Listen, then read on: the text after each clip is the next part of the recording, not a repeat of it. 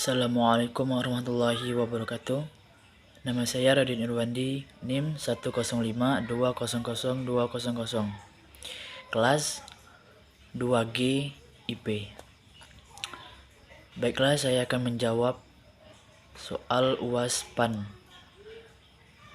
Jawaban yang pertama, paradigma administrasi merupakan suatu teori dasar atau ontologi administrasi dengan cara pandang yang relatif fundamental dari nilai-nilai kebenaran, konsep, dan metodologi serta pendekatan-pendekatan yang dipergunakan. Jawaban yang nomor 2. Ilmu administrasi mencakup banyak hal mengenai database suatu organisasi atau perusahaan, penyimpanan dan pengolahan database dengan terstruktur dan rapi. Perlu dipelajari dari buku-buku atau dari orang yang sudah berpengalaman.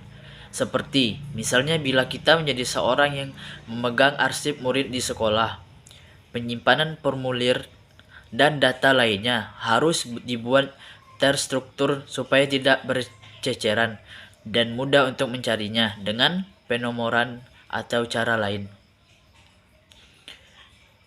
Jawaban yang nomor 3.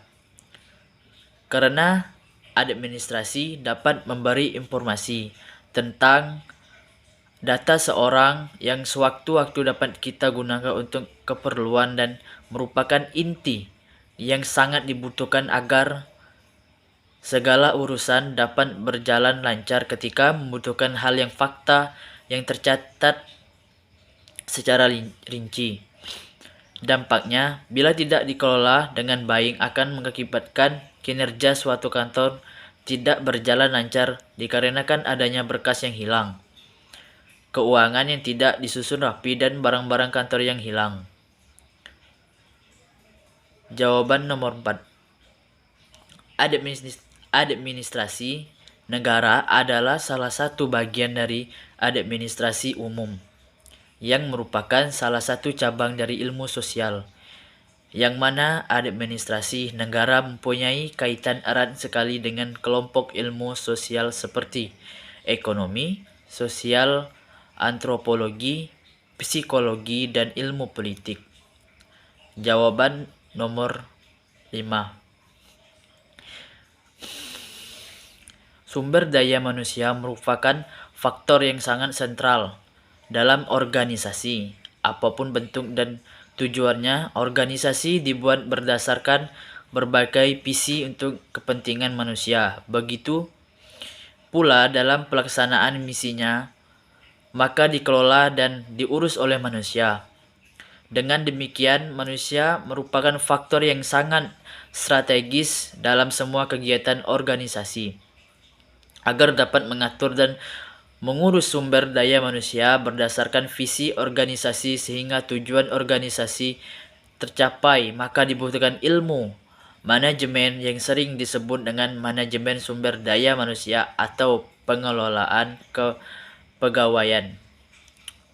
Pengelolaan kepegawaian merupakan aktivitas pengelolaan pegawaian mulai dari penyusunan kebutuhan, rekrutmen, pengendalian dan pengembangan, perlindungan sampai pemberhentian di lingkup organisasi pemerintahan. Pengelolaan kepegawaian telah diatur dalam Undang-Undang Nomor 5 Tahun 2014 tentang Aparatur Negeri Sipil.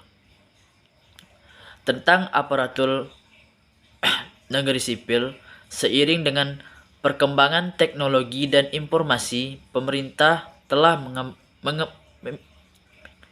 mengembangkan konsep pemerintahan digital, yakni penyelenggaraan pemerintahan berbasis elektronik atau yang dikenal dengan electronic government atau e-gov.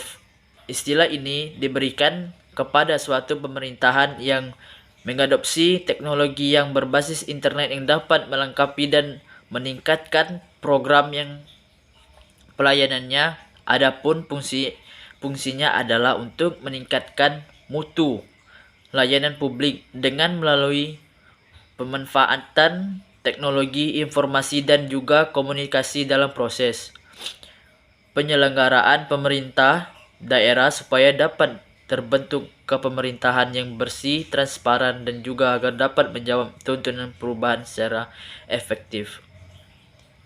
Wassalamualaikum warahmatullahi wabarakatuh.